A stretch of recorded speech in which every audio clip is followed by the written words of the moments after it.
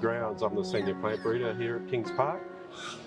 Hi, I'm Ali Smith. I'm a horticultural project officer here at Kings Park, and we're here this morning in the West Australian Botanic Garden to tell you a bit more about the wonderful Kings Park Favourites range that's launching now.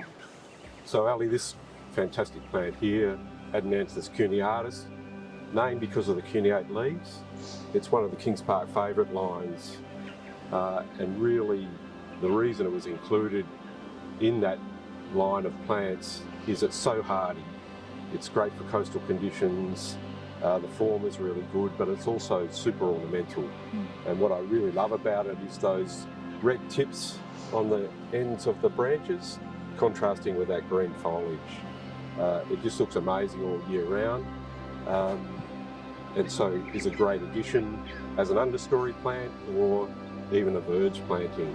Very hardy, very tough plant. Yeah, it really is stunning, and as you said, it's all about the foliage for this plant.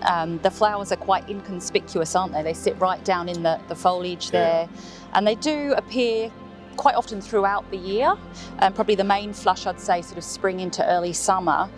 And it's so important for the birds. I notice a lot of nectar feeding birds on this plant throughout the year, enjoying the nectar that these tiny flowers provide for them. So that's a really important feature for this one too.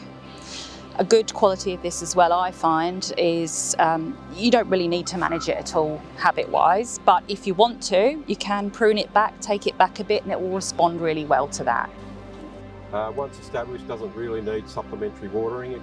It'll still be okay, but it'll be fine. It's part of the Banksia group of plants, the Proteaceae, so it doesn't really require much fertiliser either. It'll just grow in your garden looking fantastic without a lot of maintenance. So that's really the reason it was included in the Kings Park Favourites line. Yep.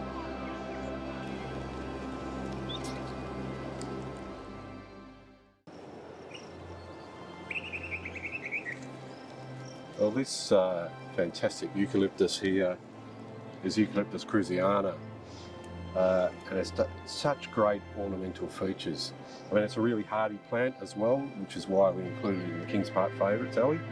But, I mean, look at that. Just on this one branch here, we've got these great lemon yellow flowers, got these really ornamental silver foliage, the silver buds, and then as the flowers finish, get these silver-coated woody fruits on it. It's just a fantastic addition to your garden. It doesn't get really big, can handle pruning if you want to do that, and again, fairly tolerant of a wide range of soils. Yeah, I agree. It's so versatile for many different types of garden. Whether you've got a small courtyard or a balcony, you could even try this one in a large pot with a free draining native mix. As you say, very prunable. It's got that lignotuber at the base, so if you want to manage the form, take it back to the base and let it re-sprout. And even when there's no flowers, you've got the persistent woody fruits and this foliage, which also make nice cut arrangements if that's your interest as well. Again, doesn't require a lot of fertiliser, will respond a bit, but doesn't really require it. And then once established, really, you don't really even need to water it much. Such a tolerant, hardy, magnificent looking plant. I agree, and I find that it grows really well in full sun, but it will tolerate a little bit of dappled shade as well.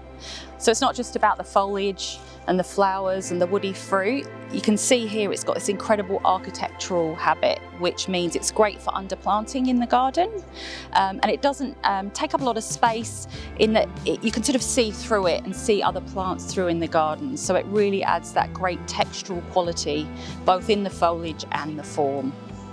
That's right, and you may be able to see that honeybees absolutely love this plant, but again, nectar-feeding birds, other native insects really like this plant, so it's great for your local garden ecology.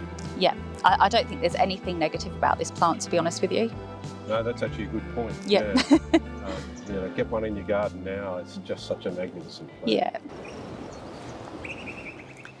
So Digby, this is the beautiful Beaufortia Easterver, another of our stunning Kings Park favourites.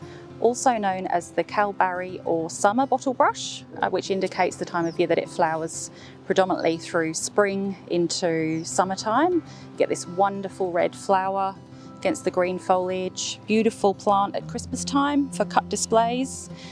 Very attractive to native birds for the nectar in the flowers, and also a lot of insect pollinators and bees.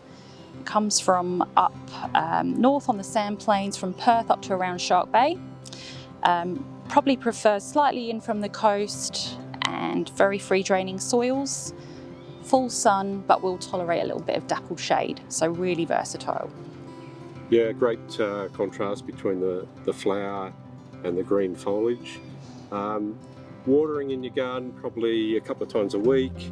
Once established, take a little bit of fertiliser, slow release, every 6 months or so to help maintain that health of the plant. Very hardy, very tough.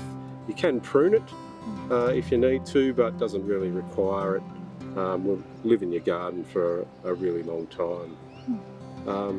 The foliage is really fragrant when you crush it as well. It's related to the other bottle brush callistemons, etc. So yeah, fantastic plant really. Yep. Ornamental and resilient. Tick, tick. For the full selection of Kings Park favourites, head to our website.